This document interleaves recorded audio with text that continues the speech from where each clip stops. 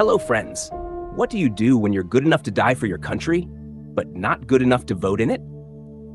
As my canoe floats along the Tiber's gentle bends, the river seems to whisper with the noise of ancient arguments, and not the quiet, thoughtful kind. No, these were full-blown, toga-flapping, fist-shaking street showdowns. Because while the Roman Republic claimed to be of the people, it forgot to ask which people. At the top of the Roman pyramid stood the Patricians, noble families with names that sounded like poetry and bank accounts that could build temples.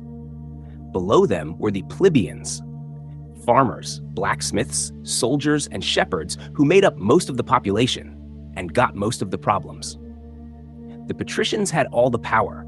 They held the political offices, interpreted the laws or just made them up, and presided over court cases with the smug confidence of someone who'd written the rules on the back of a wine jug. Plebeians, they had enthusiasm and pitchforks. Tension simmered, boiled, and finally exploded in what we now call the struggle of the orders, a centuries-long tug of war for basic rights. Think of it as the world's longest and angriest team-building exercise. The first move came in 494 BCE. Rome was at war, again, but the plebeians were done. They grabbed their packs and simply left, marched up a hill outside the city, and refused to fight. No army, no taxes, no labor, just mass civil disobedience with a killer view. This secession of the plebs worked. The patricians, panicked at the thought of losing their workforce and military, gave in, kind of. They allowed the creation of the tribunes of the plebs, officials elected by plebeians to protect their interests.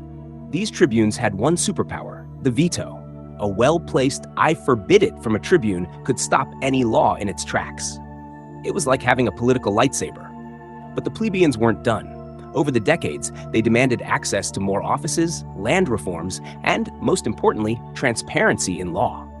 You see, one of the patricians' favorite tricks was keeping the laws secret. Seriously, they'd say, "Oh, you didn't know that law existed? Guess you shouldn't have borrowed your neighbor's goat on a full moon. That's 5 years of hard labor." Plebeians were tired of playing a game with invisible rules. They wanted laws written down, carved in stone, and stuck somewhere everyone could see, like the Forum. Thus began the next big battle in this social war, the push for public laws. Along the way, plebeians won key victories, gaining the right to marry patricians, finally romance, hold higher offices, and eventually even become consuls themselves. But don't be fooled. This wasn't a quick handshake and a treaty. It took over 200 years of walkouts, protests, clever negotiations, and the occasional brawl outside a temple. And though the Republic didn't become fully equal, the struggle set Rome apart. It showed that even the mighty could be challenged, not with swords, but with voices. The river flows steady beneath me now, like it knows the argument isn't over. It never really is. But something big is coming. The plebeians are about to win a huge victory. Next time, we'll land right in the Roman Forum, where justice is finally being carved into stone for all to read.